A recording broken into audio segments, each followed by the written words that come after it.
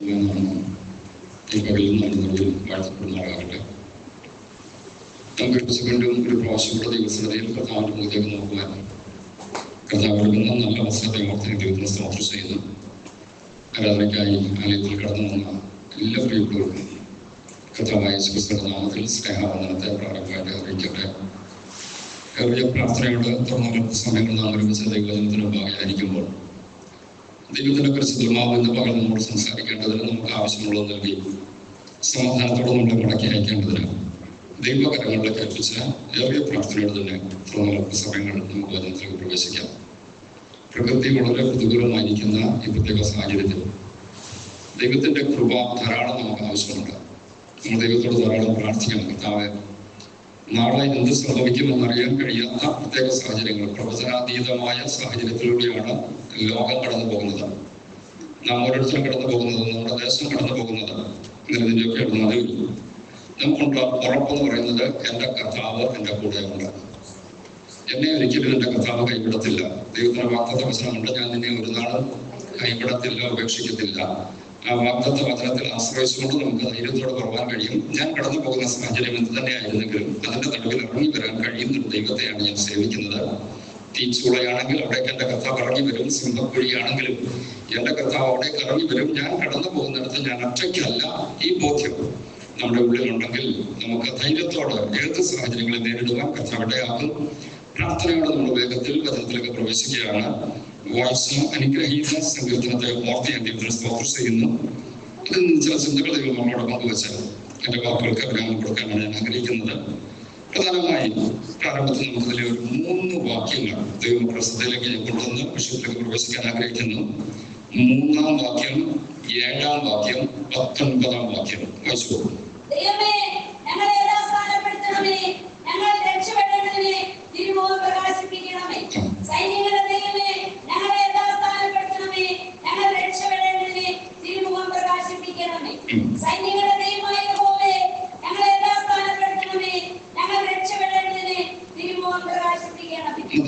സങ്കീർത്തനക്കാരൻ ഈ സങ്കീർത്തനത്തിൽ 3 പ്രാവശ്യം ആവർത്തിച്ച് പറയുന്ന ഒരു വാക്ക്, ദൈവമേ ഞങ്ങളെ യഥാസ്ഥാനപ്പെടുത്തണമേ.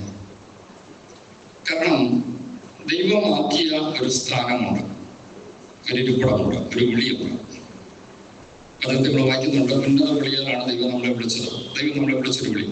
ആ വിളിയിൽ ഞാൻ എന്താകണം, എൻ്റെ ആയുസ് കൊണ്ട് ഞാൻ എന്തൊക്കെ ചെയ്യണം, ദൈവം ഏൽപ്പിച്ച ശുശ്രൂഷകൾ, താലന്തുകൾ വിശ്വസ്തമായി വ്യാപാരം ചെയ്യണമെന്ന് ദൈവം നമ്മളെ കുറിച്ച് ആഗ്രഹിക്കുന്നുണ്ട്.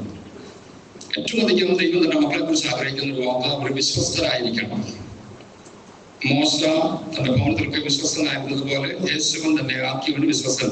അല്ലെങ്കിൽ യേശു കർത്താവിന്റെ മക്കളാകുന്ന ദൈവമക്കളെ കുറിച്ച് ദൈവം ആഗ്രഹിക്കുന്നവർ വിശ്വസ്തരായിരിക്കണം. നമ്മളെ ആക്കിയിടത്ത് അതേത് ഒരു ഭവനത്തിലെങ്കിൽ ഭവനത്തിൽ, സഭയിലെങ്കിൽ സഭയിൽ, ദേശത്തെങ്കിൽ ദേശത്ത്, ജോലിയെങ്കിൽ എവിടെയും ദൈവമാക്കിയിടത്തു നിന്ന് നമ്മൾ വ്യതിചലിക്കാൻ പാടില്ല. എന്നാൽ ഇവിടെ ഈ സങ്കീർത്തനത്തിൽ ഈ സങ്കീർത്തനക്കാരൻ താൻ എടുത്തെടുത്ത് പറയുന്ന വാക്കാണ്, ഞങ്ങളെ യഥാസ്ഥാനപ്പെടുത്തണമേ എന്ന് പറഞ്ഞാൽ ഞങ്ങൾ എവിടെയോ സ്ഥാനം തെറ്റിപ്പോയി. നമുക്കറിയാം, വീണ് കയ്യോ കാലോ ഒടിയുകയോ അല്ലെങ്കിൽ സ്ഥാനം തെറ്റുകയോ ചെയ്താൽ അതങ്ങനെ ഇരിക്കട്ടെന്ന് ആരും കാണത്തില്ല. നമ്മൾ പറയത്തില്ലേ, അത് പിടിച്ചിടും, ഓപ്പറേഷൻ നടത്തും. കാരണം വീണ്ടും ആരോഗ്യത്തോടെ നിൽക്കണമെങ്കിൽ അങ്ങനെ ഒക്കത്തുള്ളൂ. അങ്ങനെയെങ്കിൽ നമ്മുടെ ആത്മീയ ജീവിതത്തിൽ എന്റെ സ്ഥാനം മാറിപ്പോയെങ്കിൽ, ഞാൻ വീണ്ടും അവിടേക്ക് മടങ്ങി വന്നില്ലെങ്കിൽ ഞാൻ രക്ഷപ്പെടത്തില്ല. ആ വാക്യം മുന്നോട്ടൊന്ന് വായിക്കാമോ മുഴുവനായിട്ട്?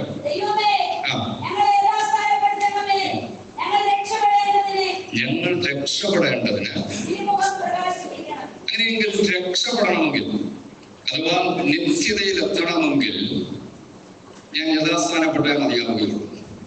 വീണ്ടും ആ വാക്ക് ആവർത്തിക്കുന്നു, എന്നെ ദൈവമാക്കിയ, എന്നെ വിളിച്ചപ്പോൾ എന്റെ വിളിയെ കുറിച്ച് ദൈവത്തിന് ഉദ്ദേശമുണ്ട്. ഞാൻ ആ ഉദ്ദേശം നിറവേറ്റിയേ മതിയാവുകയുള്ളൂ. നമുക്കറിയാം, ദൈവം ഓരോരുത്തരെ വിളിച്ചത് ഓരോ ഉദ്ദേശത്തിനാണ്. പഴയ നിയമ പുതിയ നിയമ ഭക്തന്മാരെ ഒക്കെ എടുത്ത് പഠിച്ചാൽ പൗലോസിനെ വിളിച്ച വിളിയല്ല പത്രോസിനെ വിളിച്ചത്. പത്രോസിനെ വിളിച്ച വിളിയല്ല യോഹന്നാനെ വിളിച്ചത്. പത്രോസിന്റെ ജോലി ചെയ്യുക, യോഹന്നാന്റെ ജോലി ചെയ്യുക. യോഹന്നാൻ പൗലോസിന്റെ ജോലി ചെയ്യാൻ പോയി കഴിഞ്ഞാൽ ബുദ്ധിമുട്ടുണ്ടാകും. ഞാൻ പറഞ്ഞത് ആ ആക്കിയിടത്തെ ഞാൻ സ്ഥാനം തെറ്റിപ്പോയാൽ എനിക്ക് രക്ഷപ്പെടാൻ കഴിയത്തില്ല. ദൈവത്തോട് ചോദിക്കേണ്ടത് ഇത്രയേ ഉള്ളൂ, കർത്താവ് എന്നെ ആക്കിയെടുത്ത് വിശ്വാസമായി നിൽക്കാനുള്ള കൃപ എനിക്ക് തരണമേ. താലന്തുകളുടെ ഉപമയിലും നമ്മൾ കാണുമ്പോൾ 5, 2, 1 താലന്തുകൾ ആ യജമാനൻ തന്റെ ദാസന്മാർക്ക് കൊടുക്കുമ്പോൾ 1 താലന്ത് കിട്ടിയവൻ പരാതി പറയുന്ന ഒരു പരാതി നമുക്ക് കാണാൻ കഴിയുന്നുണ്ട്. നീ 1 എനിക്ക് തന്നു. ആ യജമാനൻ പറയുന്നത്, നിന്നെ കൊണ്ട് അതേ പറ്റത്തുള്ളൂ എനിക്ക് മനസ്സിലായതുകൊണ്ട് ഞാൻ 1 തന്നു. പക്ഷെ നീ എന്ത് ചെയ്യണമായിരുന്നു? ആ 1ന്റെ കാര്യത്തിൽ വിശ്വസനായിരിക്കണമായിരുന്നു. അവൻ ആ കാര്യത്തിൽ വിശ്വസനല്ലാഞ്ഞത് കൊണ്ടാണ് ഏറ്റവും പുറത്തുള്ള ഇരുട്ടിലേക്ക് തള്ളിക്കളയപ്പെടേണ്ടി വന്നത്. ഞാൻ പറഞ്ഞു വരുന്നത്, നമ്മുടെ ജീവിതത്തിൽ നമ്മൾ വ്യക്തമായിട്ട് തിരിച്ചറിയണം, കർത്താവെ എന്നെ വിളിച്ച് ദൈവനാമ മഹത്വത്തിന് വേണ്ടി എന്നെ ആക്കിയെടുത്ത് വിശ്വസ്തമായി നിൽക്കാൻ എന്നെ ആക്കിയ സ്ഥാനത്ത് എന്റെ ഡ്യൂട്ടി ചെയ്യുവാൻ കർത്താവെ എന്നെ സഹായിക്കണമെന്ന് നമുക്ക് ദൈവത്തോട് പ്രാർത്ഥിക്കാം. തീർച്ചയായിട്ടും അപ്രകാരം ഒരു ബോധ്യം എനിക്കുണ്ടെങ്കിൽ ഞാൻ ഇന്ന് ദൈവമാക്കിയിടത്ത് നിന്ന് സ്ലിപ്പ് ചെയ്തല്ലെങ്കിൽ വഴുതി മാറിപ്പോയിട്ടുണ്ടെങ്കിൽ നമ്മൾ പ്രാർത്ഥിക്കേണ്ട പ്രാർത്ഥന ഇതാണ്, കർത്താവെ എന്നെ യഥാസ്ഥാനപ്പെടുത്തണമേ. അടുത്ത ഭാഗം വളരെ ഗൗരവമാണ്. ഞങ്ങൾ രക്ഷപ്പെടേണ്ടതിന് ഞാൻ യഥാസ്ഥാനപ്പെട്ടില്ലെങ്കിൽ ഞാൻ രക്ഷപ്പെടത്തില്ല. ദൈവം എന്നെ ആക്കിയെടുത്ത് ഞാൻ നിന്നില്ലെങ്കിൽ, ദൈവം ആക്കിയ ശുശ്രൂഷയ്ക്ക് വേണ്ടി ഞാൻ എന്നെ തന്നെ സമർപ്പിക്കുന്നില്ലെങ്കിൽ എനിക്ക് രക്ഷപ്പെടാൻ കഴിയത്തില്ല. ഈ യഥാസ്ഥാനപ്പെടുത്തണമേ എന്ന ഭക്തൻ പ്രാർത്ഥിക്കുമ്പോൾ തന്നെ യഥാസ്ഥാനപ്പെട്ടില്ലെങ്കിൽ രക്ഷപ്പെടത്തില്ലെന്ന് ഭക്തനെ വ്യക്തമായി ഓർപ്പിക്കുമ്പോൾ മറ്റൊരു ചിന്തയും കൂടെ ആ സങ്കല്പത്തിൽ നമുക്ക് കാണാൻ കഴിയുന്നുണ്ട്. വേഗത്തിൽ ആ ഭാഗം കൂടെ വായിച്ച് നമ്മുടെ വിഷയത്തിലേക്ക് വരികയാണ്. 8 മുതൽ താഴേക്ക് 1-2 വാക്യങ്ങൾ വായിച്ചോളൂ.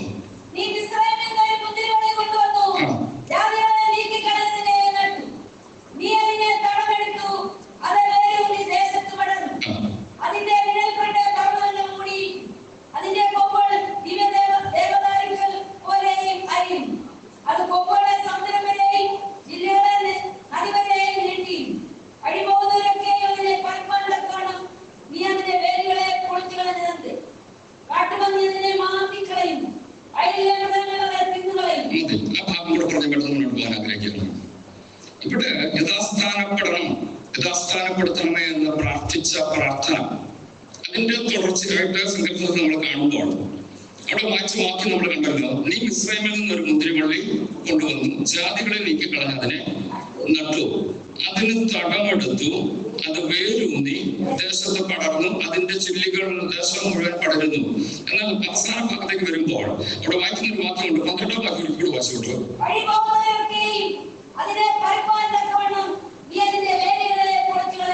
അങ്ങനെയെങ്കിൽ വ്യക്തമായി നമുക്കൊരു ആശയം അവിടെ കാണാൻ കഴിയുന്നുണ്ട്.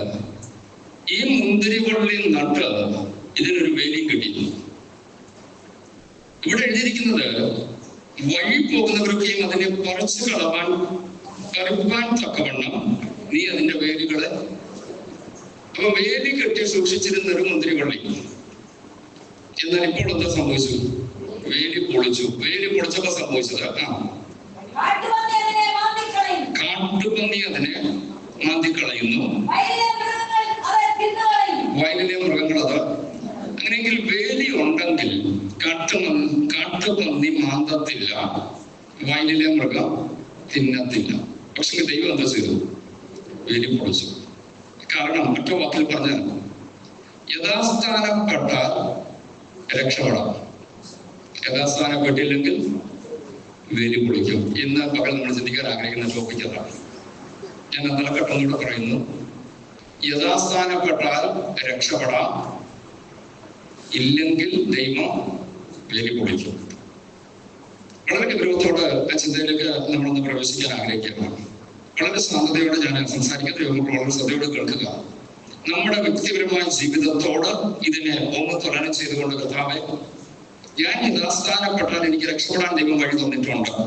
പക്ഷെങ്കിൽ ദൈവം മുന്നറിയിപ്പ് തന്നിട്ടും യഥാസ്ഥാനപ്പെടുവാൻ ദൈവം ആഗ്രഹിക്കുന്ന ആ ആത്മീയ അനുഭവത്തിലേക്ക്, മാനസാന്തര അനുഭവത്തിലേക്ക് ദൈവം എന്നെ കുറിച്ച് എന്ത് ആഗ്രഹിക്കുന്ന, എന്റെ വെളിയിൽ ദൈവം ഉദ്ദേശിച്ച ആ ദൗത്യം നിറവേറ്റാൻ എനിക്ക് കഴിയുന്നില്ലെങ്കിൽ, വളരെ വിവരത്തോടെ പറഞ്ഞിട്ട് ദൈവം വേലി പൊളിക്കും. ദൈവം വേലി പൊളിച്ചാൽ കാട്ടുപന്നി കയറി മാന്തും, വയലിലെ മൃഗങ്ങൾ തിന്നും. ഇന്നലെ വരെ അത് സംഭവിക്കാതെ കാത്തു സൂക്ഷിച്ചെങ്കിൽ എന്റെ ദൈവം വേലി കെട്ടി സൂക്ഷിച്ചത് കൊണ്ടാണ്. നമുക്ക് ദൈവത്തിനൊന്ന് പ്രാർത്ഥിക്കാം. കർത്താവേ, ഞങ്ങളുടെ ജീവിതത്തിൽ ദൈവം ആഗ്രഹിക്കുന്ന ആത്മീയ ഉന്നതിയിൽ എത്തിച്ചേർന്ന് ദൈവം എന്നെ വിളിച്ച വിളിയുടെ ഉദ്ദേശം എന്റെ ആയുസ് കൊണ്ട് പൂർത്തീകരിച്ചു. നമുക്കറിയാം, ജീവനോടിരിക്കുമ്പോൾ സുബോധത്തോടിരിക്കുമ്പോൾ മാത്രമേ ദൈവം ഏൽപ്പിച്ച ശുശ്രൂഷകളൊക്കെ ചെയ്യുവാൻ നമുക്ക് കഴിയത്തുള്ളൂ. കുറച്ചുകൂടെ കഴിയട്ടെ, ഇന്നതുകൂടെ കഴിഞ്ഞിട്ടാകട്ടെ എന്ന് പറഞ്ഞ് നീട്ടിവെച്ചാൽ നാളെ ഞാൻ കാണുമ്പോൾ നമുക്ക് ആർക്കും അറിഞ്ഞുകൂടാ. പക്ഷെ ഒരു യാഥാർത്ഥ്യം തിരിച്ചറിയണം, ഇന്ന് ഞാനുണ്ടല്ലോ. ഇന്ന് ദൈവം എനിക്ക് അറിവ് തന്നിട്ടുണ്ട്, ബോധം തന്നിട്ടുണ്ട്, സുബോധം തന്നിട്ടുണ്ട്, ഓർമ്മയുണ്ട്. ഇതൊക്കെ നഷ്ടപ്പെടാൻ അധിക സമയമൊന്നും വേണ്ട. ദൈവമേ, എന്നെ ഏൽപ്പിച്ച ഉത്തരവാദിത്തം വിശ്വസമായി ചെയ്യുവാൻ എനിക്കിടയാക്കണമേ. ദൈവമേ, രക്ഷപ്പെടേണ്ടതിന് യഥാസ്ഥാനപ്പെടുത്തണമേ. നമുക്ക് ദൈവത്തോട് പ്രാർത്ഥിക്കാം. ഇവിടെ ആ ഭാഗത്ത് പറയുമ്പോൾ ഇസ്രായേലിനെ കുറിച്ചൊരു ചരിത്രമാണ് അവിടെ പറയുന്നത്. നമ്മളോട് വായിച്ചു തന്നെ എങ്ങനെയാണല്ലോ, നീ ഇസ്രായേലിൽ നിന്ന് വർഷങ്ങൾ അടിമകളായി കിടന്ന ഇസ്രായേൽ ജനത്തെ ഇസ്രായേലിൽ നിന്ന് ദൈവം കൊണ്ടുവന്ന്, അടുത്ത വാചകത്തെ നമ്മൾ വായിക്കുന്നത്, ജാതികളെ നീക്കിക്കളഞ്ഞ് അതിനെ നട്ടു. കനാൻ നാടിനെ കുറിച്ച് പഠിച്ചു വരുമ്പോൾ നായകന്മാരുടെ പുസ്തകത്തിൽ വളരെ വ്യക്തമായിട്ട് എഴുതിയിട്ടുണ്ട്, അത് ജാതികളുടെ കൈവശത്തിലായിരുന്നു. ഇവർക്ക് വാഗ്ദത്തം ചെയ്ത അബ്രഹാമിന് ദൈവം കൊടുത്ത വാഗ്ദത്തം അനുസരിച്ച് വാഗ്ദത്ത ദേശം 7 ജാതികൾ കൈവശപ്പെടുത്തി. 430 വർഷമായിട്ട് അവിടേക്ക് അവകാശികളില്ലാതെ കിടന്ന ദേശം. അല്പം കൂടെ ലളിതമായി പറഞ്ഞാൽ, നിങ്ങൾക്ക് നാട്ടിൽ എവിടെയെങ്കിലും ഏക്കർ കണക്കിന് വസ്തു കൊണ്ടെന്ന് കരുതുക. പക്ഷെ ഞാൻ നാടുകളായിട്ട് പോകുന്നില്ല, വർഷങ്ങളായി ഞാൻ ദേശം വിട്ട് മാറിയിരിക്കുന്നു. അങ്ങനെ വരുമ്പോൾ ഇത് കൈകാര്യം ചെയ്യുന്നത് നാട്ടുകാരായിരിക്കും. അവർ പറയും, ഇനി അവർ ഇങ്ങോട്ടൊന്നും വരത്തില്ല, എന്നാൽ പിന്നെ അടുത്ത ആദായമൊക്കെ നമുക്ക് എടുക്കാം എന്നതുപോലെ ഇസ്രായേലിന്റെ വാഗ്ദത്ത ദേശം വർഷങ്ങളായി 430 വർഷത്തോളം അവർ ഇസ്രായേലിൽ അടിമകളാക്കി കിടന്നപ്പോൾ ആ ദേശത്തെ 7 ജാതികൾ ഈ ദേശത്തെ കൈവശമാക്കി.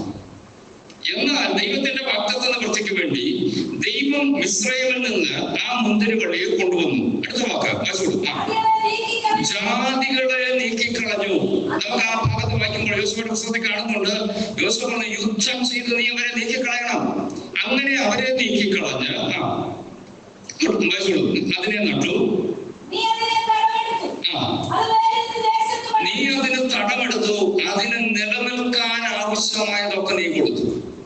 നമുക്കറിയാം, കനാനിലേക്ക് വന്ന ജനത്തിന് ജീവിക്കാൻ ആവശ്യമുള്ളത്, കനാനിൽ പാർക്കുവാൻ ആവശ്യമുള്ളത്, അവരുടെ ഭാവിക്ക് വേണ്ടതെല്ലാം കർത്താവ് തടമെടുത്തു. നിങ്ങളുടെ ആവശ്യമുള്ളത് കൊടുത്ത് അങ്ങനെ ദൈവത്തിന്റെ സംരക്ഷണം ഉണ്ടായിരുന്നത് കൊണ്ട് അത് വേരൂന്നി ദേശം മുഴുവൻ പടർന്നു. വായിച്ചോളൂ. പർവ്വതങ്ങൾ പോലും മൂടത്തക്കവണ്ണം ഒരു മുന്തിരിവള്ളിയെ ദൈവം അങ്ങ് വലുതാക്കി. നമ്മൾ ഓർക്കണം, വെറും മുന്തിരിവള്ളി മാത്രമാണ്. ഈ മുന്തിരിവള്ളിയാകുന്ന ഇസ്രായേലിനെ ദൈവം വർദ്ധിപ്പിച്ച് ചെറിയ പന്തലിനകത്ത് നിൽക്കേണ്ടതായ, ചെറിയ പരിധിക്കുള്ളിൽ നിൽക്കേണ്ടതായ ഇസ്രായേൽ എന്ന മുന്തിരിവള്ളിയെ ദൈവം വർദ്ധിപ്പിച്ച് പർവ്വതത്തെ പോലും മൂടത്തക്കവണ്ണം നീ അതിന്റെ നിഴൽ കൊണ്ട് പർവ്വതങ്ങൾ മൂടിയിരുന്നു. അടുത്തുള്ള വശം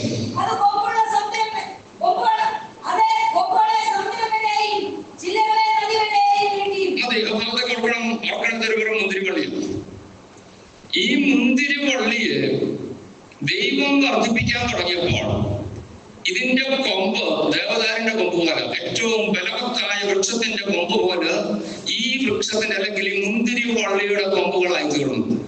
നമുക്കറിയാം, ഇതിന് പടരാൻ പരിധി ഉണ്ടെങ്കിലും ദൈവം നട്ടത് കൊണ്ട്, ദൈവം പരിപാലിച്ചത് കൊണ്ട്, ദൈവം വളർത്തിയത് കൊണ്ട് പർവ്വതങ്ങളെ പോലും മൂടത്തക്കവണ്ണം ഇതിന്റെ ശാഖകൾ വളരാൻ തുടങ്ങി. ഇത് ബലവത്തായി. ഞാൻ ഇടത്തൊരു കയറി പറഞ്ഞോട്ടെ, മുന്തിരിവള്ളിയെ എണ്ണത്തിന് കൊള്ളാം. പലപ്പോഴും പറയും, അതിന് എന്തിനു കൊള്ളാം? ഒന്നിനും കൊള്ളത്തില്ല. എസെക്കിയേൽ പ്രവചനം എടുക്കാം, ഒരു വാക്യം വേഗത്തിൽ ഓർമ്മിക്കാം. 15-ാം അധ്യായത്തിന്റെ 5-ാം വാക്യം വായിച്ചത്, മുന്തിരിവള്ളി എന്തിനു കൊള്ളാം എന്ന് അവിടെ ഒരു ചോദ്യമുണ്ട്.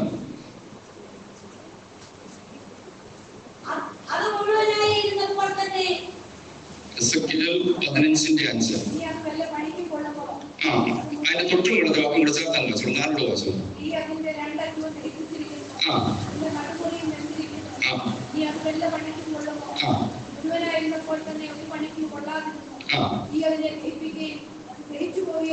ശേഷം എല്ലാ പണിക്കും കൊള്ളുമോ? യഹോവയായ കർത്താവ് ഇപ്രകാരം അരുളിച്ചെയ്യുന്നു, കാട്ടിൽ നമ്മൾ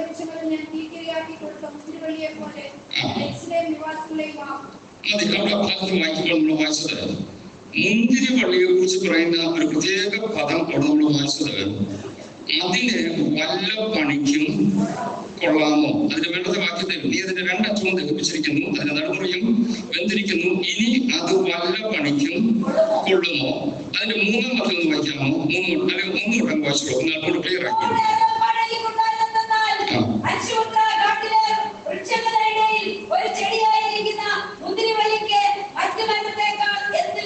മുന്തിരി വള്ളിക്ക് മറ്റു മരത്തെക്കാൾ എന്ത് വിശേഷതയുള്ളൂ? ഞാൻ പറഞ്ഞത് മുന്തിരി വള്ളിക്ക് പ്രത്യേകതയൊന്നുമില്ല. ഇസ്രായേൽ എന്ന മുന്തിരി വള്ളിക്ക് പ്രത്യേകതയൊന്നുമില്ല. മറ്റു മരത്തെക്കാൾ പ്രത്യേകത എന്തുള്ളൂ? വല്ല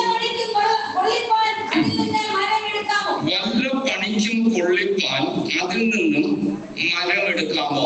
ഏതെങ്കിലും പണിക്ക് കൊള്ളാനായിട്ടൊരു മരം ഈ മുന്തിരി വള്ളിയിൽ നിന്ന് എടുക്കാൻ പറ്റുമോ? അടുത്തത്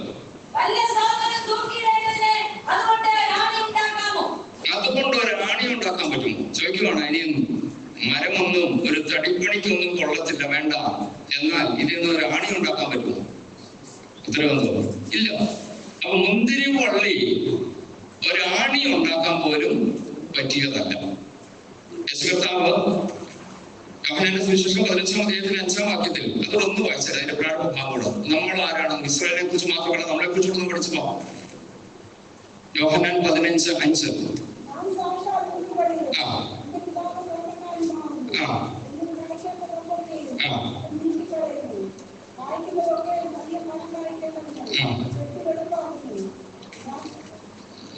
വാക്യം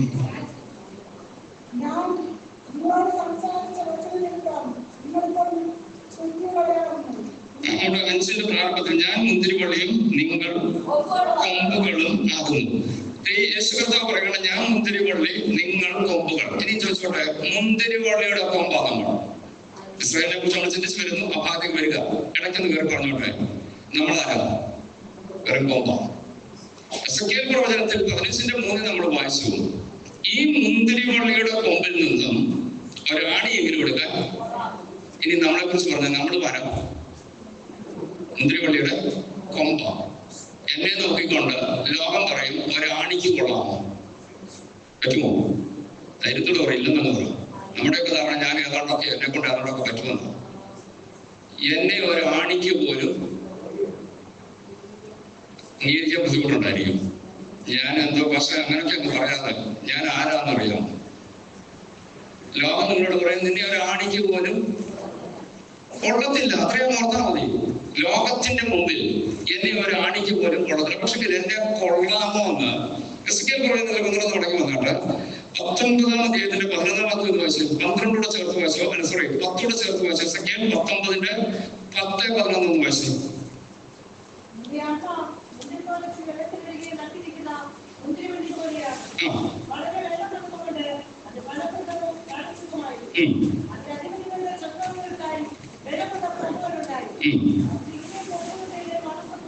മതി. ആ 11-ാം വാക്യത്തെ നമ്മൾ വായിച്ചൊരു ഭാഗത്തേക്ക് മാത്രം ശ്രദ്ധ കൊണ്ടിരുന്നു. മുന്തിരിവള്ളിയെ കുറിച്ച് പറഞ്ഞതിന് ശേഷം പറയുകയാണ്, അതിൽ അധിപതികളുടെ ചെങ്കോലുകൾക്കായി ബലമുള്ള കൊമ്പുകൾ ഉണ്ടായിരുന്നു. അങ്ങനെയെങ്കിൽ ഞാൻ വേഗത്തിൽ ആ ഭാഗം പറഞ്ഞ വിഷയത്തിലേക്ക് കയറാൻ ആഗ്രഹിക്കുന്നു. മുന്തിരിവള്ളി ഇതുകൊണ്ടൊരാണിയെങ്കിലും ഉണ്ടാക്കാൻ പറ്റുമോ എന്ന് പ്രവാചകൻ ചോദിച്ചു. ഉത്തരം നമ്മൾ തന്നെ പറയണം, ഞാൻ മുന്തിരിവള്ളിയാ, ഞാൻ കൊമ്പ, എന്നെ കൊണ്ടൊരാണിക്ക് പോലും കൊള്ളത്തില്ല. ലോകം വിധി എഴുതി, ഞാനും അത് അംഗീകരിച്ചതാണ്.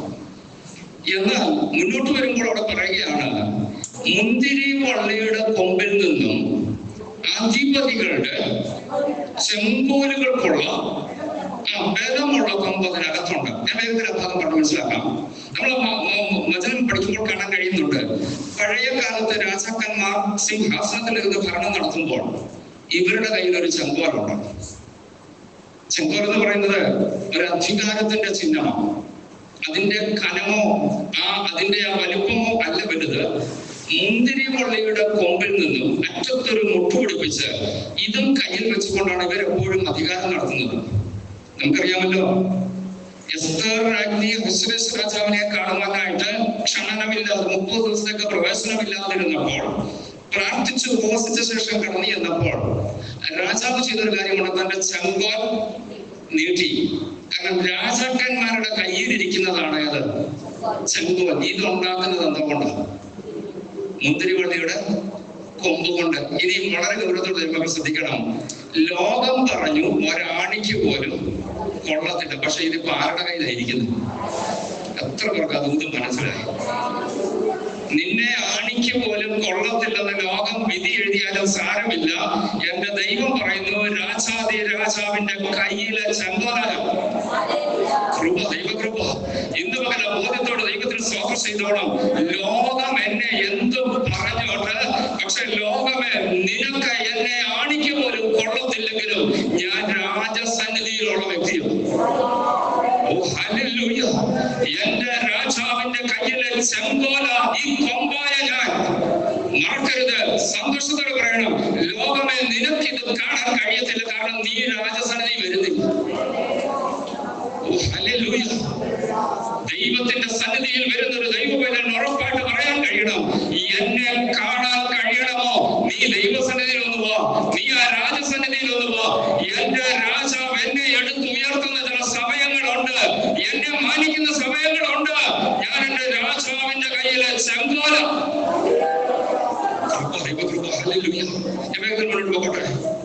ഈ രാജസദസ്സിൽ കാണുന്ന ചെങ്കോൽ ഈ മുന്തിരിവള്ളിയിൽ നിന്നും ഉണ്ടാക്കുന്നതാണ്. നമ്മുടെ വിഷയത്തിലേക്ക് ഞങ്ങൾ മടങ്ങിയെത്തുകയാണ്. ഇസ്രായേൽ എന്ന മുന്തിരിവള്ളിയെ ദൈവം വർദ്ധിപ്പിച്ചു, വളർത്തി. നദിയുടെ അറ്റം വരെ, കടലോളം, അല്ലെങ്കിൽ എവിടം അതിരുണ്ടോ ആ അതിരു വരെ വളരത്തക്കവണ്ണം ദൈവം ഇസ്രായേലിനെ വളർത്തി.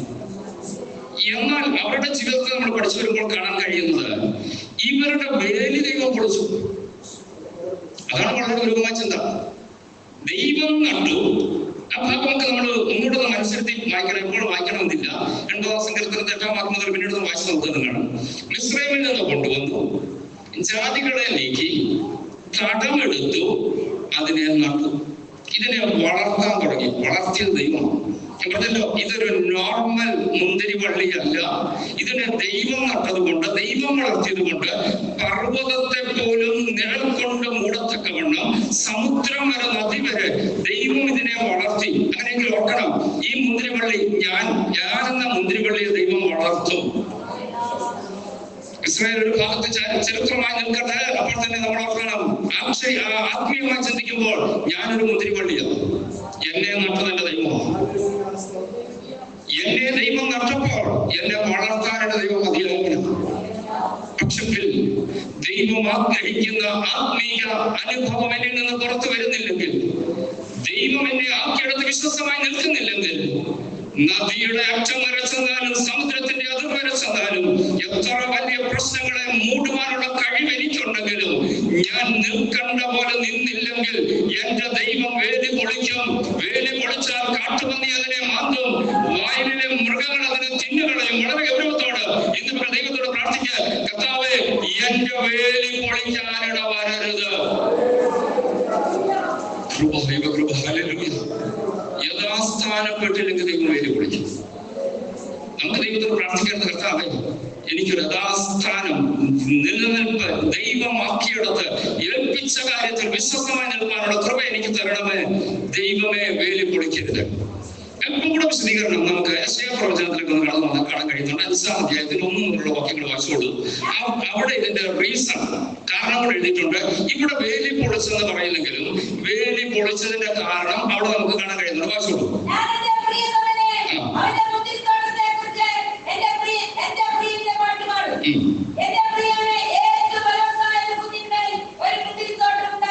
ഒരുമിച്ച് നിർത്തണേ, എല്ലാ പ്രിയപ്പെട്ടവരുടെ കൂടെ അവിടെ എഴുതിയിരിക്കുന്നതാണ്, എന്റെ പ്രിയതമന്,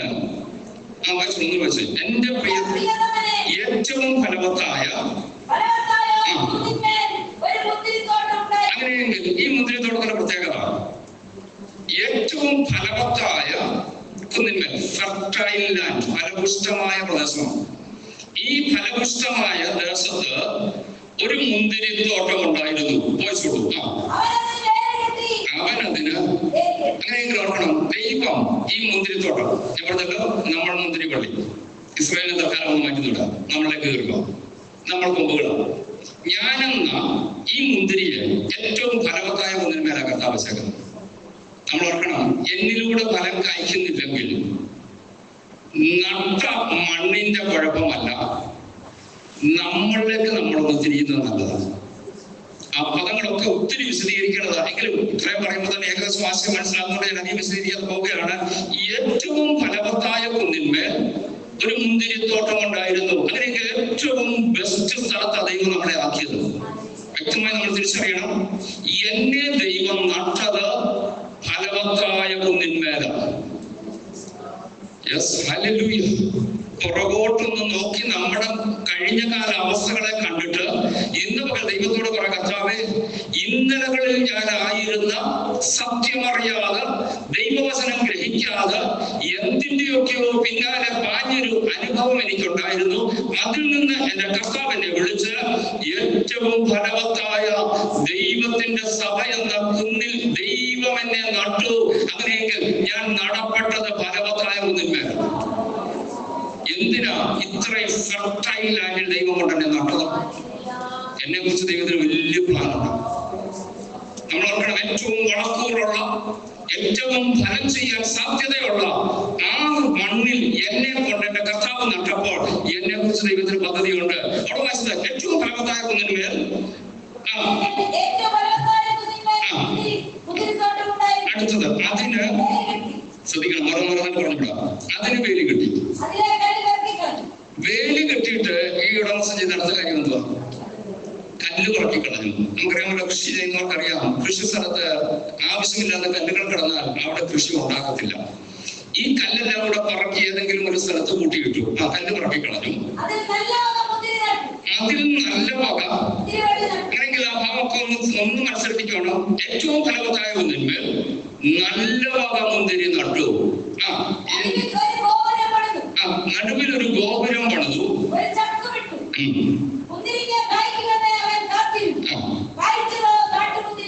മതി. അങ്ങനെയെങ്കിൽ ഈ യജമാനൻ, ഈ ഉടമസ്ഥൻ, ഈ കൃഷിക്കാരൻ ചെയ്ത കാര്യങ്ങളുടെ ലിസ്റ്റ് അവിടെ എഴുതിയിട്ടുണ്ട്. വേഗത്തിൽ ഒന്ന് പറയുകയാണ്. ഏറ്റവും ഫലവത്തായ ആ കുന്ന്, അവിടെ ഏറ്റവും നല്ല മുന്തിരിവള്ളി നട്ടു, വേലി കെട്ടി, കല്ല് പറക്കി കളഞ്ഞു, ഗോപുരം പണിതു. ഇതിലേക്ക് ശത്രു കയറരുതെന്ന് പറഞ്ഞ് ശത്രു പ്രവേശിക്കാതെ വണ്ണം ഗോപുരം പണിത് ദൂരെ നിന്ന് കാണത്തക്ക പോലെ ഗോപുരം പണിതു. ചക്കിട്ടു. എന്തിനാ? ഇത് കായ്ക്കുമ്പോൾ ദൂരെ എങ്ങും പോകാതെ അവിടെ തന്നെ മുന്തിരിച്ചാറ് എനിക്ക് പ്രയോജനപ്പെടുത്തണമെന്ന് കരുതി ചക്കുമിട്ടു. മുന്തിരിങ്ങ കായ്ക്കുമെന്ന് വെച്ച്, അപ്പം ഈ മുന്തിരി കായ്ക്കുന്നതിന് മുമ്പ് തന്നെ യജമാനന് ഭയങ്കര പ്രതീക്ഷയാണ്. കാരണം ഏറ്റവും ഫലവത്തായ ഒന്ന്, ഏറ്റവും ബെസ്റ്റ് വള്ളി, അവിടെ ചുറ്റും വേലി കെട്ടി, കല്ല് പറക്കി കളഞ്ഞു. ഇതിന് വളരാൻ ഒരു തടസ്സങ്ങളുമില്ല. വളർച്ചയുടെ തടസ്സങ്ങൾ എന്തൊക്കെ വരുമോ അതിനെയെല്ലാം മാറ്റിയിട്ട് ഇനി ശത്രു പോലും കയറരുത്, ദൂരെ നിന്ന് പോലും ശത്രു വരുന്നതിനെ കാണാൻ തക്കവണ്ണം ഗോപുരം പണിത് അവിടെ കാവൽക്കാരെ നിർത്തിയിട്ടുണ്ട്. ഇനി വേലി കെട്ടിയിട്ടുണ്ട്. ഇതിന് വന്നേച്ച് കാത്തിരിക്കുക. മുന്തിരിങ്ങ കായ്ക്കുമെന്ന് കാത്തിരുന്നു. മുന്തിരിങ്ങ കായ്ച്ചു. കായ്ച്ചതോ? മതി. ദൈവമക്കളോട് നിമിഷം ഒന്ന് മനസ്സിലെത്തി നമ്മളെ ഒന്ന് ചിന്തിച്ചാൽ, എന്നെ ദൈവം നട്ടതോട് നിങ്ങൾ തന്നെ ഒന്ന് പറ. ഫലവത്തായ ബെസ്റ്റാ ദൈവം നട്ടത്. ദൈവം അങ്ങനെ പ്രതീക്ഷിക്കുന്നത് ബെസ്റ്റാ. ഏറ്റവും ബെസ്റ്റ് പ്ലേസിൽ ഏറ്റവും ബെസ്റ്റ് ആയിട്ടുള്ള മുന്തിരിവള്ളി നട്ടപ്പോൾ ആ യജമാൻ, അല്ലാതെ ദൈവം പ്രതീക്ഷിക്കുന്നത് എന്നിൽ നിന്ന് ഏറ്റവും ബെസ്റ്റ് ഫലം. നമ്മൾ ഇന്ന് പകൽ നമ്മളെ ഒന്ന് ശോധന ചെയ്യും. കാരണം ദൈവം ചെയ്യേണ്ടതെല്ലാം ചെയ്തു. ദൈവം ആഗ്രഹിക്കുന്ന ഇതിനപ്പുറം ദൈവത്തിന് ഒന്നും ചെയ്യാനില്ല. അടുത്തൊരു വാക്യം ഒന്ന് വായിച്ചത്, 4-ാം വാക്യം വായിച്ചത്, 3 വായിച്ചു. 3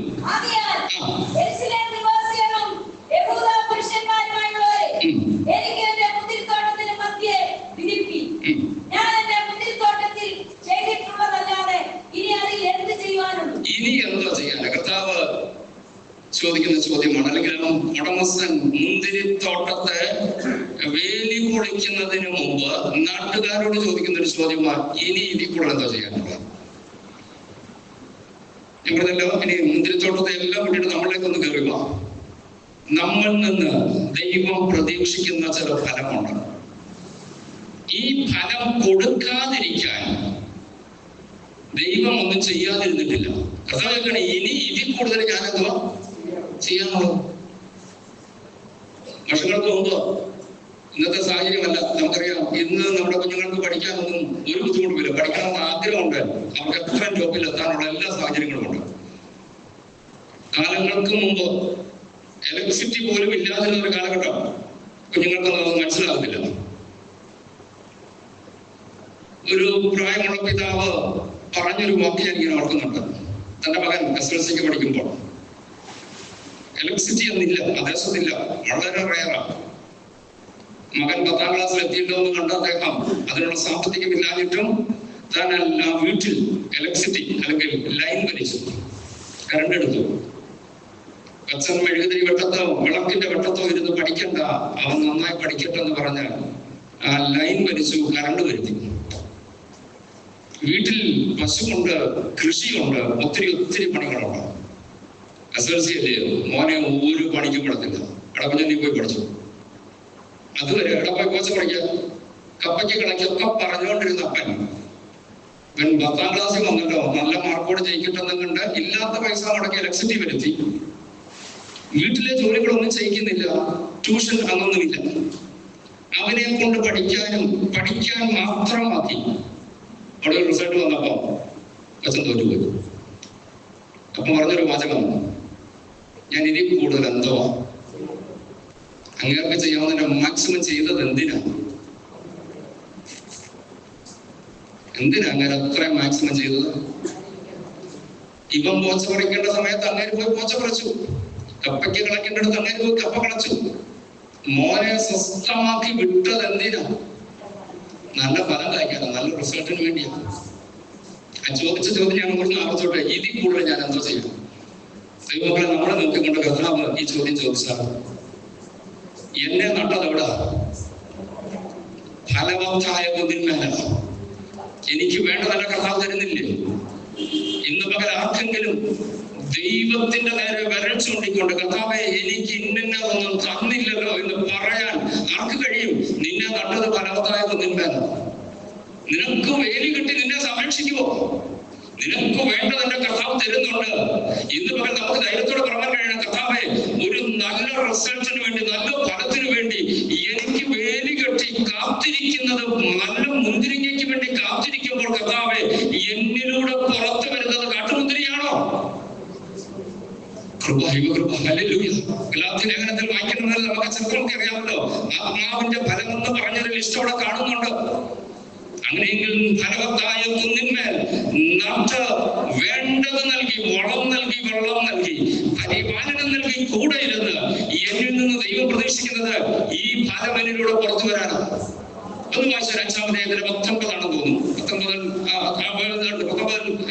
ജനത്തിന് പ്രവർത്തികളാണ്. വായിച്ചോളൂ, അതൊന്നും വായിച്ചു. ആത്മാവിന്റെ ഫലം ദൈവങ്ങളെ ശ്രദ്ധിച്ചോണം. ഈ ഓരോന്നും വായിക്കുമ്പോഴും പറ, കർത്താവ് ഫലവത്തായ കുന്നിന്മേൽ എന്നെ നട്ടത് ഈ ഫലം എന്നിലൂടെ പുറത്തു വരാനാണ്. വായിച്ചു, സന്തോഷം. 22-ാം വാക്യത്തിൽ ആത്മാവിന്റെ ഫലമോ സ്നേഹം,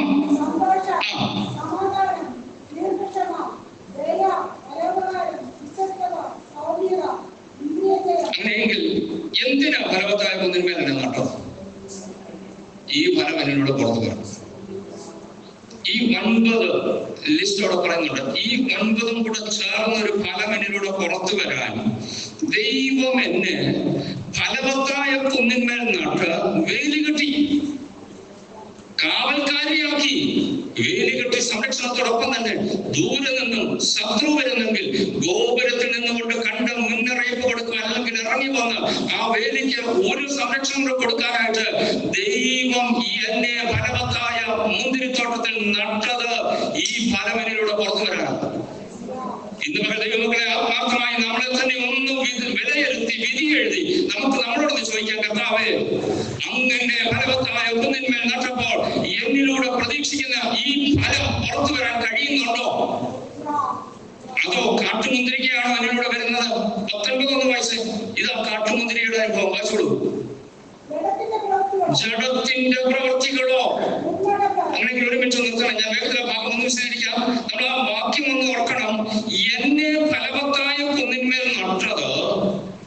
22-ാം വാക്യത്തിൽ പറഞ്ഞത് പുറപ്പെടാനാണ്. ഇനി ഫലവത്തായ കുന്നിന്മേൽ നടപ്പെട്ട എന്നിൽ നിന്നും വരുന്നത് കാട്ടുമുന്തിരി. എന്താ കാട്ടുമുന്തിരിക്ക? വായിച്ചു. ദുർനടപ്പ്. വായിച്ചിട്ടുള്ളൂ.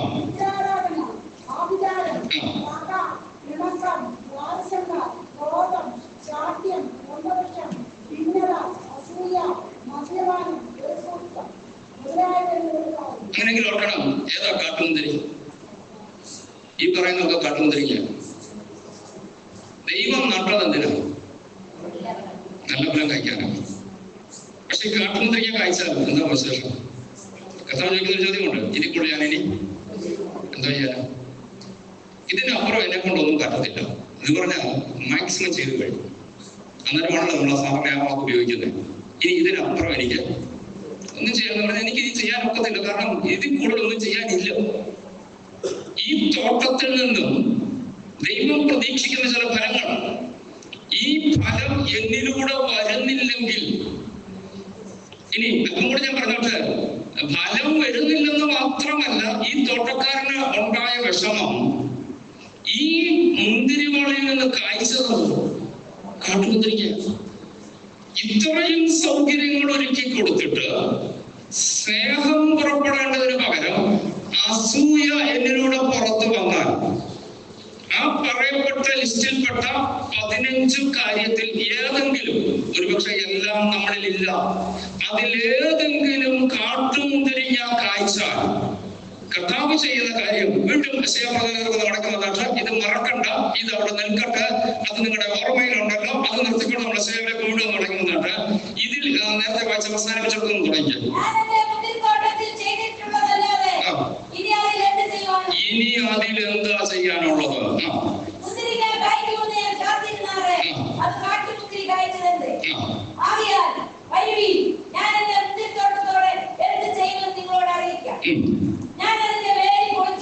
ഞാൻ അതിന്റെ വേലി പൊളിച്ചു കളയും.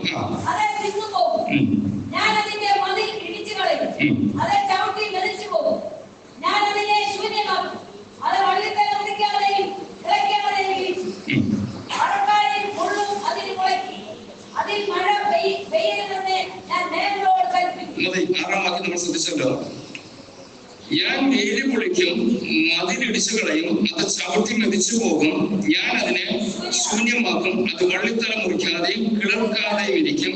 അടുത്ത വാക്ക് വളരെ ഗൗരവത്തിൽ ശ്രദ്ധിക്കണം. പറക്കാരെയും മുള്ളും അതിൽ നിന്ന് മുളയ്ക്കും. ഏതിൽ നിന്നാ? ഫലവത്തായ കുന്നിൽ നിന്ന്, വേലി കെട്ടി സംരക്ഷിച്ച മുന്തിരിത്തോട്ടത്തിൽ നിന്ന്, മതിൽ പണിത് ചക്കിട്ട് ഗോപുരം പണിത് കാത്തിരുന്നിടത്ത് നിന്ന് ഇപ്പോൾ വരുന്നത് എന്താ? മുള്ളും പറക്കാരെയും. കാരണം വേലി പൊളിച്ചു. ദൈവസന്നിധിയിൽ നമുക്കൊന്ന് പ്രാർത്ഥിക്കാൻ തയ്യാറാകാം.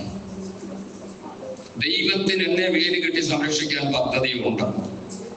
ദൈവം വേലി കെട്ടിയിട്ടുണ്ട്. വേലി കെട്ടിയപ്പോൾ ദൈവം എന്നിൽ നിന്ന് പ്രതീക്ഷിക്കുന്നത് ഏറ്റവും ഫലവത്തായ ഫലങ്ങൾ. അങ്ങോട്ട് പറഞ്ഞോട്ടെ, ഏറ്റവും ബെസ്റ്റാണ് ദൈവം എന്നിൽ നിന്ന് പ്രതീക്ഷിക്കുന്നത്. എന്റെ ദൈവത്തിന്റെ പ്രതീക്ഷയ്ക്ക് വിരുദ്ധമായി ഞാൻ പോയാൽ, ദൈവം പറയുന്നതാണ്, മുന്നറിയിപ്പ് തന്നിട്ടാണ് പറയുന്നത്. യെരൂശലേം പുരുഷന്മാരായുള്ളവര് നാട്ടുകാരെ വിളിച്ചിട്ട് ദൈവം പറയുകയാണ്, ഞാൻ വേലി വിളിക്കാൻ പോവാ. 2-ാം വാക്യത്തിൽ നമ്മൾ വായിച്ചല്ലോ, കാട്ടുപന്നി മാന്തിക്കളയുന്നു, വയലിലെ മൃഗങ്ങൾ അതിനെ തിന്നുകളയുന്നു. ഓർക്കണം, ദൈവം വേലി പൊളിച്ചാൽ പിശാചിന് അതിനകത്തോടെ കയറാൻ ഒരു പ്രയാസവുമില്ല.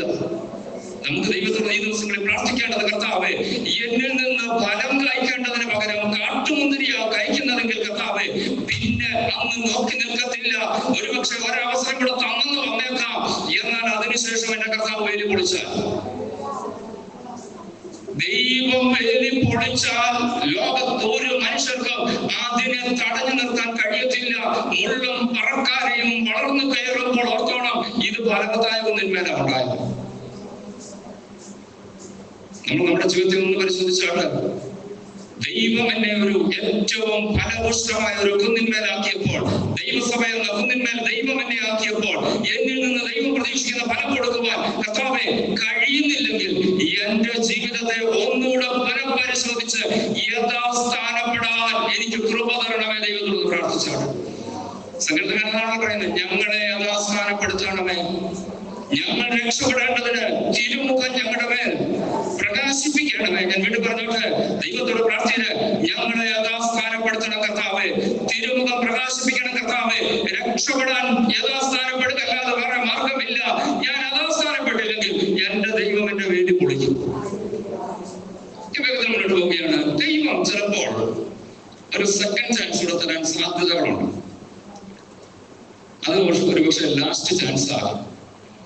നമ്മൾ ഓർക്കണം, കർത്താവിന്റെ മനസ്സുകൊണ്ടാണ്. പക്ഷെ ഈ ഭാഗത്ത് നമ്മൾ വായിച്ചപ്പോൾ ഒരു നെക്സ്റ്റ് ചാൻസ് അവർക്കില്ല. കാരണം ചെയ്യാവുന്നതെല്ലാം ചെയ്തു. അങ്ങനെയാണ് വായിച്ചത്. ഇനി ഞാൻ ഇത് കൂടുതലൊന്നും, അതുകൊണ്ടൊരു സെക്കൻഡ് ചാൻസ് ഇല്ല. എന്നാൽ ചില കേസുകൾ ദൈവം ഒരു സെക്കൻഡ് ചാൻസ് കൊടുക്കുന്നുണ്ട്. നമുക്ക് ലൂക്കോസിനെ സൂക്ഷിക്കുന്ന കയറില്ല. വേഗത്തിൽ നമ്മുടെ പറഞ്ഞാൽ അവസാനിച്ചേക്കാം. ലൂക്കോസിനെ സൂക്ഷിക്കുന്ന 13-ാം അധ്യായത്തിന്റെ 6 മുതലുള്ള വാക്യങ്ങൾ വായിച്ചത്.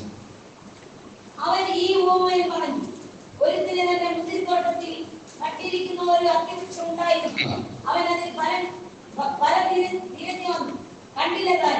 അവൻ തോട്ടക്കാരനോട്, ഞാൻ ഇപ്പോൾ 3 സംവത്സരമായി ഈ അത്തിയിൽ ഫലം തിരഞ്ഞു വരുന്നു, കാണുന്നില്ല താൻ.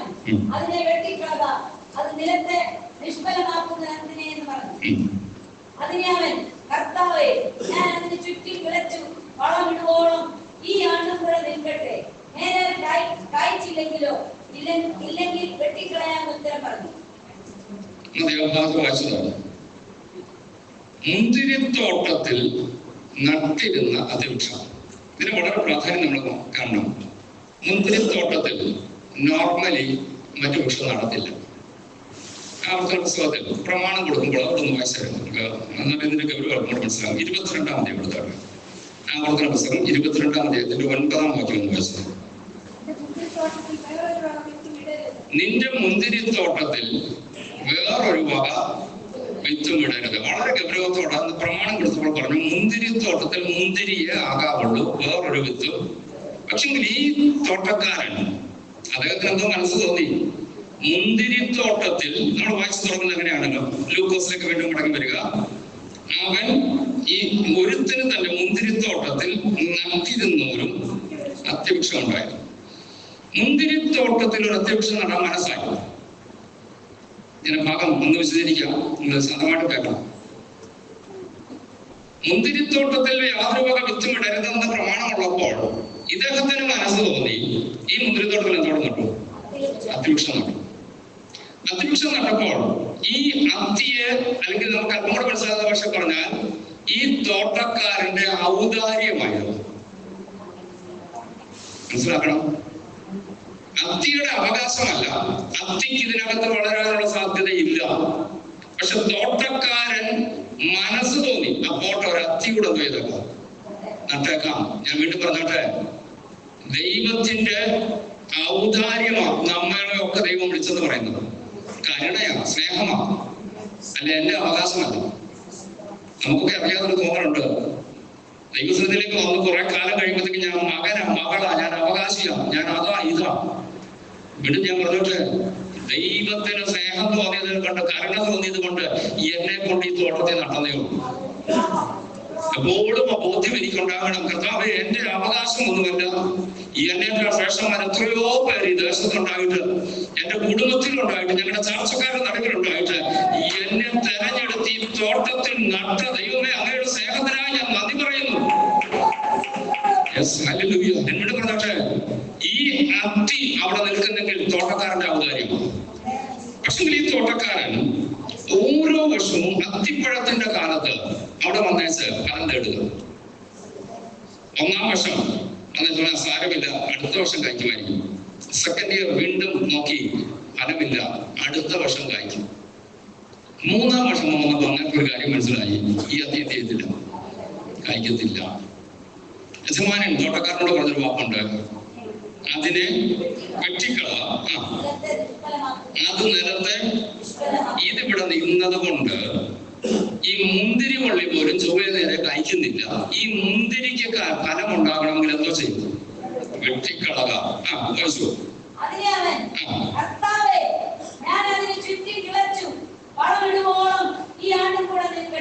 ഒരു ലാസ്റ്റ് ലാസ്റ്റ് ചാൻസ് കൂടെ കൊടുക്കുക.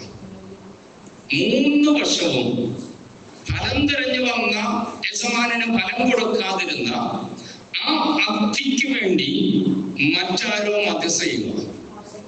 നമ്മളൊന്ന് ഓർത്ത് നോക്കണം. നമ്മളൊക്കെ പലപ്പോഴും നിലനിൽക്കുന്നത് ഫലം തിങ്ങി നിറഞ്ഞത് കൊണ്ടൊന്നുമല്ല. ആരൊക്കെയോ ഒരു വർഷം കൂടെ കൂടെ, ഒരു അവസരം കൂടെ കൂടെ, കർത്താവേ ഫലം കാഴ്ചയ്ക്കും ഒന്നുകൂടെ അവസരം കൊടുക്കെന്ന് പറഞ്ഞ് ആരൊക്കെയോ നമ്മൾ അറിയാതെ നമുക്ക് വേണ്ടി മധ്യസ്ഥ ചെയ്യുന്നത് കൊണ്ട് പലപ്പോഴും നിലനിൽക്കുന്നത് ഈ ബോധ്യം ദൈവമക്കളെ നമുക്കുണ്ടാകണം. കൃപ, ദൈവകൃപ, ഹല്ലേലൂയ. നമ്മളെ തന്നെ നമ്മളൊന്ന് പറയണം, കർത്താവേ എന്റെ ഫലം കൊണ്ടല്ല ഞാൻ നിൽക്കുന്നത്, ആരൊക്കെയോ എനിക്ക് വേണ്ടി എന്നെ സപ്പോർട്ട് ചെയ്തുകൊണ്ട് എനിക്ക് വേണ്ടി മധ്യസ്ഥ ചെയ്ത് പ്രാർത്ഥിക്കുന്നത് കൊണ്ട് ഞാൻ നിലനിൽക്കുന്നത്. ഒരു ചാൻസ് കൂടെ ദൈവം തന്നിരിക്കും. അപ്പോൾ ഒരു ചെറിയ പദം ഞാൻ ഓർമ്മിക്കാം.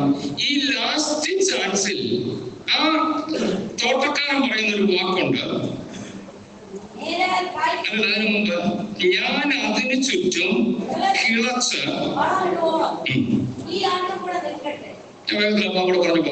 സമയത്തിന്റെ പരിധി കൊടുത്താൽ നിർത്താം. എങ്കിലും ചില ചിന്തകൾ ചില സമയത്ത് ദൈവഭാവം ശക്തമായ പ്രേരണ തരുമ്പോൾ അത് കട്ട് ചെയ്ത് പോയി കഴിഞ്ഞാൽ ദൈവസന്നിധി ഞാൻ കുറ്റക്കാരനാകും. ദൈവം പറയുന്നത് പറയാതിരിക്കാനും പറ്റുകയില്ല. ഈ തോട്ടത്തിൽ തോട്ടക്കാരൻ ഈ ലാസ്റ്റ് അറ്റംപ്റ്റ് ഒറ്റ കൈക്ക് ചെയ്യുന്ന ഒരു കാര്യമുണ്ട്. ഇതിനെ കിളയ്ക്കാൻ തുടങ്ങി. നമ്മൾ തിരിച്ചറിയണം, ഈ കിളയ്ക്കുമ്പോൾ ഉണ്ടാകുന്ന പ്രശ്നമല്ല. ചില വേരൊക്കെ പൊട്ടു മുറിയും. എന്തിനാ ഈ ചില വേര് മുറിക്കുന്നത്? ഫലം കഴിക്കാൻ. അപ്പൊ ഈ അത്തി ചോദിക്കും, ഈ മുന്തിരിക്കല്ല നീ കിളയ്ക്കാത്ത? അപ്പം ആ സംസാരിക്കാൻ കഴിയുമെങ്കിൽ പറയും, മുന്തിരി ഫലം തരുന്നുണ്ടല്ലോ, അതുകൊണ്ടാണ് ഞാൻ കിളയ്ക്കാത്തത്. ദൈവം ചില സമയത്ത് കിളയ്ക്കുമ്പോൾ, ഇളക്കുമ്പോൾ, എന്റെ ചില വേരുകൾ മുറിക്കുമ്പോൾ, എനിക്ക് വേദന ഉളവാകുമ്പോൾ ഒരു കാര്യം തിരിച്ചറിഞ്ഞോണം. കർത്താവേ ഫലം കായ്ക്കാനായിട്ട് എന്നെ വേദനിപ്പിക്കും. വേദനിപ്പിക്കാനായിട്ട് വേദനിപ്പിക്കുകയല്ല. വിലാപങ്ങളുടെ പുസ്തകത്തിൽ ഒരു ഭാഗത്ത് പറയുന്നുണ്ട്, മനസ്സോടല്ലല്ലോ അവൻ മനുഷ്യപുത്രന്മാരെ വേദനിപ്പിക്കുന്നത്, ദുഃഖിപ്പിക്കുന്നത്. മനസ്സോടല്ല. ഞാൻ ഫലം കഴിക്കാൻ ഈ കിളയ്ക്കൽ നടക്കുമ്പോൾ, ഈ വേരുകൾ മുറിഞ്ഞു മാറുമ്പോൾ, മറ്റു പലർക്കും ഇല്ലാത്ത ചില ക്ലേശം എന്റെ ജീവിതത്തിൽ വരുമ്പോൾ ഒരു കാര്യം ഞാൻ തിരിച്ചറിഞ്ഞോണം, എനിക്ക് കിട്ടുന്ന ലാസ്റ്റ് ചാൻസ് ആണ്. ഓ ഹല്ലേലൂയ. ഞാൻ വീണ്ടും ആത്മാവിനെ ദൂത് ആവർത്തിച്ച് പറഞ്ഞോട്ട്, ചില വേദനകൾ, ചില ശോധനകൾ, ചില വേരുകൾ മുറിയുന്ന ചില വേദനാജനകമായ അനുഭവങ്ങൾ ജീവിതത്തിൽ വരുമ്പോൾ ഒരു കാര്യം തിരിച്ചറിഞ്ഞ ദൈവത്തോട് പറ, കർത്താവേ ഫലം തരാൻ വേണ്ടി എന്നെ കിളയ്ക്കുന്നതിനായി സ്തോത്രം. ഇത്തവണയെങ്കിലും ഫലം കൊടുക്കാൻ എനിക്ക് കഴിയണമേ. ലാസ്റ്റ് ചാൻസിനെ വളരെ ഗൗരവത്തോട് കാണും. ഇനി ഒരു അവസരമില്ല. കാരണം അവിടെ പറഞ്ഞ് അവസാനിപ്പിക്കുന്ന ഇങ്ങനെയാണ്, ഈ ചുറ്റും കിളച്ച വളം ഇടുവോളം ഈ ആണ്ടുകൂടെ നിൽക്കട്ടെ, മേലാൽ കായ്ച്ചെങ്കിലോ. ഒരു ചാൻസ് കൂടെ. കായ്ച്ചെങ്കിൽ എന്തിനാ നമ്മൾ വെട്ടിക്കളയുന്നത്? ഫലം തരുവാണ്, വെട്ടണ്ട. ഒരവസരം കൂടെ കൊടുക്കും. ഫലം തന്നെങ്കിലോ. അങ്ങനെയെങ്കിൽ ആ മധ്യസ്ഥ ചെയ്യുന്ന തോട്ടക്കാരന്റെ ഉള്ളിലെ ആഗ്രഹം, ഇതിന് ഈ വർഷമെങ്കിലും ഫലം കിട്ടും. ഞാൻ പറയുന്ന വാക്കടുത്തതാണ് വളരെ ഒരു തുറവശ. ഇല്ലെങ്കിൽ വെട്ടിക്കളയാം. അങ്ങനെയെങ്കിൽ താനൊരു ഒരു ഏറ്റെടുത്തുകൊണ്ട് ഒരു സാധ്യതയാ പറയുന്നത്. കായ്ച്ചെങ്കിലോ വെട്ടണ്ട. അടുത്ത വാചകം, കായ്ച്ചില്ലെങ്കിൽ വെട്ടിക്കളയും. ദൈവമക്കൾ വളരെ ഗൗരവത്തോടെ ജീവിതത്തെ ഒന്ന് കണ്ടാട്ടെ. നമുക്ക് നമ്മെ തന്നെ ഒന്ന് പരിശോധിച്ചിട്ട് ഒന്ന് പറയാൻ പറ്റും, കർത്താവേ എന്നെ ഫലവത്തായ കുന്നിന്മേൽ മുന്തിരിവള്ളിയുടെ ഇടയിൽ ആ തോട്ടത്തിൽ കൊണ്ട് നട്ടത്, മറ്റൊന്നും ഇടരുതെന്ന് പറഞ്ഞിട്ടും അങ്ങേക്ക് മനസ്സ് തോന്നി എന്നെ ആ മുന്തിരിയുടെ ഇടയിൽ ഒരു അത്തിയായി എന്നെ നട്ടപ്പോൾ എന്നിൽ നിന്ന് ഫലം പ്രതീക്ഷിക്കുന്നു. കഴിഞ്ഞ 3 വർഷമായിട്ട് ഫലം കൊടുക്കാൻ എനിക്ക് കഴിയുന്നില്ല. എങ്കിലും കർത്താവേ ഈ വർഷം ഒരു ഫലം കൊടുക്കാൻ എന്നെ സഹായിക്കണമേ. എത്ര പേർക്ക് ആഗ്രഹമുണ്ട്? ഫലമുണ്ടോ ഇല്ലയോ എന്ന് നമ്മൾ തന്നെ നമ്മളെ ഒന്ന് പരിശോധിച്ചോണം. ഒരുപക്ഷെ നമുക്കൊക്കെ ഒരു വലിയ ധാരണയുണ്ട്, ഇതിലൂടെ ഒത്തിരി ഫലം ഒന്ന് കായ്ക്കുമോ. സ്നേഹം വരുന്നുണ്ടോ? സന്തോഷമുണ്ടോ? ആ പറഞ്ഞ ഫലങ്ങളൊക്കെ റൈറ്റ് ടൈമിൽ പുറത്തു വരാൻ കഴിയുന്നുണ്ടോ? ഒന്നാം സങ്കീർത്തനം നമ്മൾ വായിക്കുന്ന ഒരു ഭാഗമുണ്ടല്ലോ, തക്ക കാലത്ത് ഫലം കായ്ക്കണം. തക്ക കാലത്ത് റൈറ്റ് ടൈമിലാണ് ഫലം വരേണ്ടത്. സ്നേഹം കൊടുക്കേണ്ടപ്പോഴാണ് സ്നേഹം കായ്ക്കേണ്ടത്. സന്തോഷം കൊടുക്കേണ്ട സമയത്താണ് സന്തോഷം എന്നിലൂടെ പുറത്തു വരേണ്ടത്. ദീർഘക്ഷമ കാണിക്കേണ്ട സമയത്താണ് ദീർഘക്ഷമ എന്ന ഫലം എന്നിലൂടെ പുറത്തു വരേണ്ടത്. അവിടെ പറഞ്ഞിരിക്കുന്ന ഓരോ ഫലവും കായ്ക്കേണ്ടത് തക്ക സമയത്താണ്. തക്ക സമയത്ത് ഫലം കായ്ക്കുന്ന വൃക്ഷം പോലെ ആയിത്തീരണമെങ്കിൽ നമുക്ക് ദൈവത്തോട് പ്രാർത്ഥിക്കാൻ, കർത്താവേ, ഇല്ലെങ്കിൽ ഒരു ചാൻസ് കൂടെ തന്നു, ഇല്ലെങ്കിൽ വെട്ടിക്കളയാമെന്ന് പറയുമ്പോൾ ഇനിയും ആ തോട്ടക്കാരനെ യജമാനന്റെ അടുക്കൽ റിക്വസ്റ്റ് ചെയ്യാൻ ഇനി അവസരമില്ല. ലാസ്റ്റ് ചാൻസിന്റെ കിടക്കയാണ് നടത്തിക്കൊണ്ടിരിക്കുന്നതെങ്കിൽ ഇന്ന് പകൽ പറ, കർത്താവേ, ചില വേദനകളുണ്ട്, ചില ശോധനകളുണ്ട്, കർത്താവേ, ചില വേരുകൾ മുറിച്ചു മാറ്റുന്നുണ്ട്. എന്നാൽ ഇതെല്ലാം ഞാൻ ഫലം കായ്ക്കാൻ വേണ്ടിയാ, എനിക്ക് ഫലം തരണം കർത്താവേ. കൃപ, ദൈവകൃപ. ഒരു ഭാവത്തോടെ ഞാൻ അവസാനിപ്പിക്കാം. ഫലം യജമാനൻ തരയുന്നുണ്ട്. മർക്കോസിന്റെ സുവിശേഷം 11-ാം അധ്യായത്തിന്റെ 12 മുതൽ ഒരു ചെറിയ പാരഗ്രാഫ് ഒന്ന് വായിച്ചു. യേശു കർത്താവ് ഒരു ബെഥാനിയ, അതായത് ലാസർ മാർത്ത മറിയയുടെ വീട്ടിൽ നിന്ന് പോകുമ്പോൾ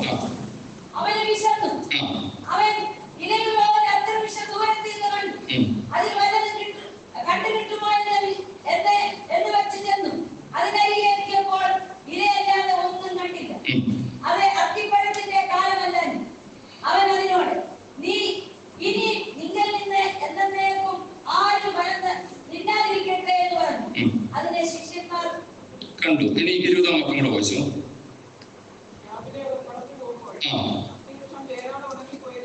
മതി. അത്യവൃക്ഷം വേരോടെ ഉണങ്ങിപ്പോയത്. 21 വായിച്ചില്ല. അപ്പോൾ പത്രോസിന്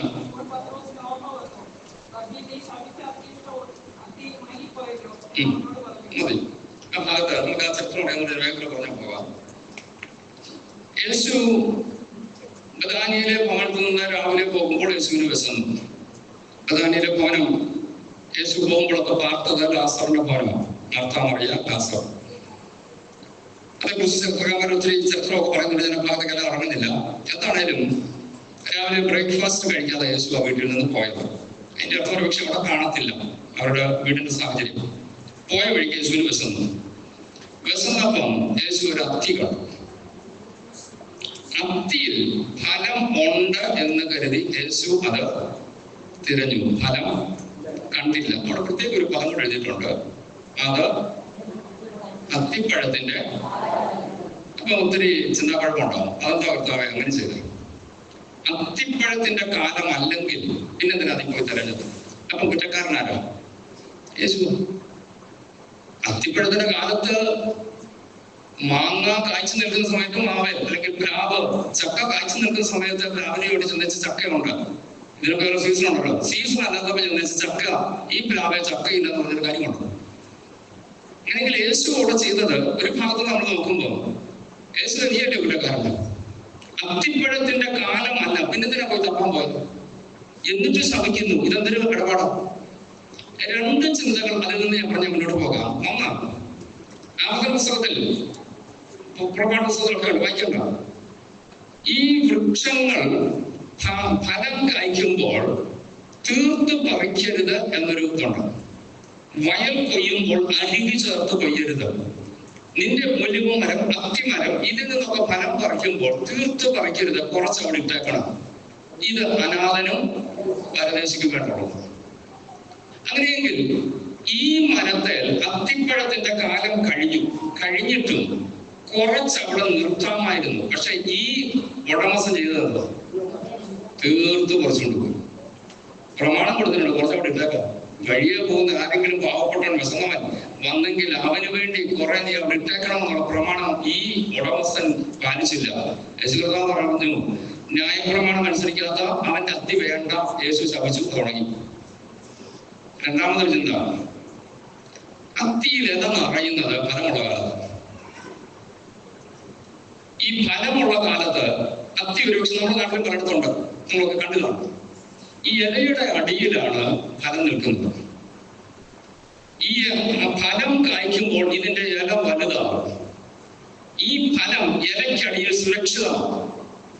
അങ്ങനെയെങ്കിൽ നമ്മൾ പറഞ്ഞോട്ടെ, ഫലം ഉള്ള സമയത്ത് ഇല ഉണ്ടാകാറുള്ളൂ. പക്ഷെ ഈ അത്തിയിൽ എന്താ സംഭവിച്ചു? ഫലമില്ലെങ്കിലും ഇലയുണ്ട്. ഇനി ഇറങ്ങി എന്ന് പറഞ്ഞോട്ടെ, ഫലം ഒന്നുമില്ലെങ്കിലും ഭയങ്കര ഷോയാണ്. ദൂരെ നിന്ന് നോക്കുമ്പോൾ എന്തുകൊണ്ട്? നിറച്ചും ഇലയാണ്, അടിയിലെന്തോ ഇല്ല. നമ്മളൊന്ന് പരിശോധിച്ച് വേണം. കർത്താവ് ഏറ്റവും വെറുക്കുന്ന ഒരു കാര്യമായി കപടഭക്തി. അതായത് 23 വാക്യത്തിൽ വായിച്ചു വരുമ്പോൾ യേശു കർത്താവ് ഡയറക്റ്റ് പറയുന്നുണ്ട്, കപടഭക്തിക്കാരായ പരീശന്മാരും ശാസ്ത്രന്മാരുമായവരെ നിങ്ങൾക്ക് ആ കഷ്ടമെന്ന് പറഞ്ഞ് അവരെ ശപിച്ച്, അല്ലെങ്കിൽ ആ കഷ്ടം പറഞ്ഞ് മാറ്റുമ്പോൾ യേശു കർത്താവ് പറഞ്ഞത്രേ ഉള്ളൂ, എടാ ഭക്തി ഉണ്ടെങ്കിൽ ഉള്ളത് കാണില്ല. നിനക്ക് 1 കിലോയെ ഭക്തി ഉണ്ടെങ്കിൽ മതി, അതങ്ങ് കാണില്ല. നീ എന്തിനാ 10 ആക്കുന്നത്? എവിടെയല്ലോ യേശു കർത്താവ് ഈ മരത്തെ ശപിച്ചതിന്റെ രണ്ടാമത്തെ കാരണം ഞാൻ ഓർപ്പിച്ചത്, അതിന് ഫലമില്ല, പക്ഷെങ്കിൽ ഇലയുണ്ട്. ദൂരെ നിന്ന് നോക്കുമ്പോൾ ഏതാണ്ടൊക്കെ ഉണ്ട്. അടുത്തു വന്നപ്പോഴാണ് മനസ്സിലായത്, ഇത് പുറമേ ഉള്ളതേ ഉള്ളൂ, ഇതിനകത്ത് ഒരു ഫലവുമില്ല. യേശു കർത്താവ് ശപിച്ചു. അവിടെ എഴുതിയിരിക്കുന്നത്, പിറ്റേ ദിവസം അവർ അതുവഴി വന്നപ്പോൾ പത്രോസിന് ഓർമ്മ വന്നു. പത്രോസ് നോക്കി, യേശുവേ ഇന്നലെ ശപിച്ചതുകൊണ്ട് അത്തി ഉണങ്ങിപ്പോയല്ലോ. ദൈവങ്ങളെ, ഞാൻ വാക്കോട് അവസാനിപ്പിക്കും മുമ്പ് വേഗത്തിലൊന്ന് പറഞ്ഞോട്ടെ, എന്നിൽ നിന്ന് കർത്താവ് ഫലം പ്രതീക്ഷിക്കുന്നതാണ്. എത്ര പേർക്ക് ആ ബോധ്യമുണ്ട്? ദൈവം ആഗ്രഹിക്കുന്ന ഫലം കൊടുക്കാൻ കഴിയുന്നില്ല എങ്കിൽ എന്നെ നട്ടത് ഏറ്റവും ഫലവത്തായ ഒന്നിന്മേലാണ്. എനിക്ക് ദൈവം വേലി കെട്ടിയിട്ടുണ്ട്. കൃപ, ദൈവകൃപ. ഈ വേലി കെട്ടി എന്നെ സംരക്ഷിച്ചത് ഫലം കൊടുക്കാനാണ്. ചക്കിട്ടത് എന്നിൽ നിന്നും വീഞ്ഞ് പുറത്തു വരേണ്ടതിന്, ഇത് പലർക്ക് പ്രയോജനപ്പെടേണ്ടതിന്. എന്നെ ദൈവമാക്കിയിടത്ത് ഞാൻ വഴിതെറ്റിപ്പോയി, അല്ലെങ്കിൽ സ്ഥാനം മാറിപ്പോയെങ്കിൽ തിരിച്ചറിഞ്ഞോണം. ആ സങ്കീർത്തനക്കാരൻ പ്രാർത്ഥിക്കുന്ന പ്രാർത്ഥന നമുക്കൊന്ന് പ്രാർത്ഥിക്കാമോ? ഒന്നുകൂടെ വായിക്കാം. എല്ലാവരും ആ വചനം നടത്താം. സങ്കീർത്തനം എടുത്തോട്ടെ, കുഞ്ഞുങ്ങൾ ഉൾപ്പെടെ ഒന്ന് എടുത്ത് വായിച്ചോളൂ. 3, 7, 19 ഒരുമിച്ചൊന്ന് വായിച്ചു. അമ്മാമന്റെ ഉറക്കം വായിച്ചപ്പോൾ തന്നെ എല്ലാ പേപ്പറും എടുത്തിട്ട് നമ്മൾ ഒരുമിച്ചൊന്ന് വായിക്കാൻ പോവുകയാണ്. 3-ാം വാക്യം, 7-ാം വാക്യം, 19-ാം വാക്യം. പ്രാരംഭത്തിൽ 3-ാം വാക്യം. ദൈവമേ ഞങ്ങളെ യഥാസ്ഥാനപ്പെടുത്തണമേ, ഞങ്ങൾ രക്ഷപ്പെടേണ്ടതിന് തിരുമുഖം പ്രകാശിപ്പിക്കണമേ. 7-ാം വാക്യം. സൈന്യങ്ങളുടെ ദൈവമേ ഞങ്ങളെ യഥാസ്ഥാനപ്പെടുത്തണമേ. 19-ാം വാക്യം.